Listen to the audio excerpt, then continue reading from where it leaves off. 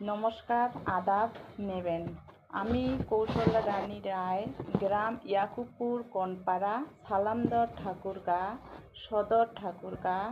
আমি আমার পরিবারের পক্ষ থেকে আপনাদের দ্বারস্থ হয়েছি।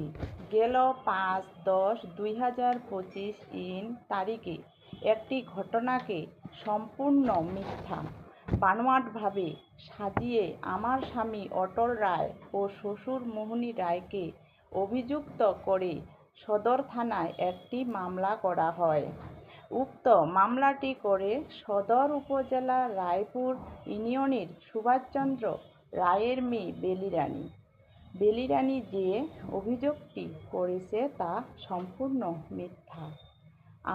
আমাদের জানা মতে বেলি রানী প্রেমের সম্পর্কে জেদ ধরে জীবনচন্দ্র রায় অর্থাৎ আমার দেবরের বিরুদ্ধে অভিযোগ তুলে প্রায় 1 বছর আগে আদালতে একটি মামলা করে।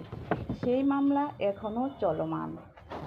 দেবর জীবনচন্দ্রের বিরুদ্ধে মামলা করে ও নিজের স্বার্থ হাসিল করতে না পারায় পরবর্তীতে নাটক সাজিয়ে অর্থের লোভে আমার স্বামী ও শ্বশুরের বিরুদ্ধে আরেকটি মামলা করে, যা সম্পূর্ণ মিথ্যা।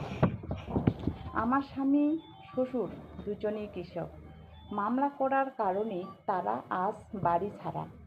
ছেলেমেয়েসহ পরিবারের অন্যান্য সদস্যদের আয়ের যোগান দেয় তারা। একটি মিথ্যা মামলা করার কারণে আজ তারা পলাতক। প্রশ্ন হচ্ছে, আমার দেবর জীবনচন্দ্রের সাথে যদি বেলি রানীর কোনো প্রেমের সম্পর্ক বা যে কোনো সম্পর্ক থেকে থাকে, তাহলে তার বিরুদ্ধে তো মামলা করা হয়েছে। আদালতের তথ্য প্রমাণের ভিত্তিতে ন্যায় বিচার করবেন। কিন্তু আদালতে মামলা চলমান থাকার সত্ত্বেও ভরসা না করে মিথ্যা নাটক সাজিয়ে বেলি রানী দেবর জীবনচন্দ্রের অন্যান্য সদস্যদের জড়িয়ে আরেকটি মামলা করেছে। একজনের জন্য তো পুরো পরিবারের সদস্যরা দায়ী নয়। প্রকৃতপক্ষে বেলি রানী অর্থের লোভে একের পর এক মামলা করে যাচ্ছে, যা রীতিমতো অন্যায়।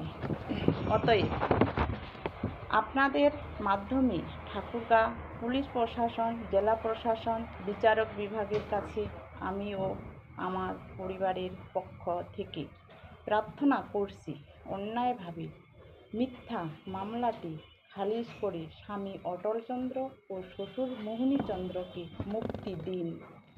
তাদের জন্য একটি পরিবার ভালোভাবে বেঁচে থাকার সুযোগ পাবে। একই সাথে বেলি রানী কেন হয়রানিমূলক মামলা করেছে তার বিরুদ্ধে ব্যবস্থা নিতে প্রশাসনের কাছে অনুরোধ রাখছি। নমস্কার।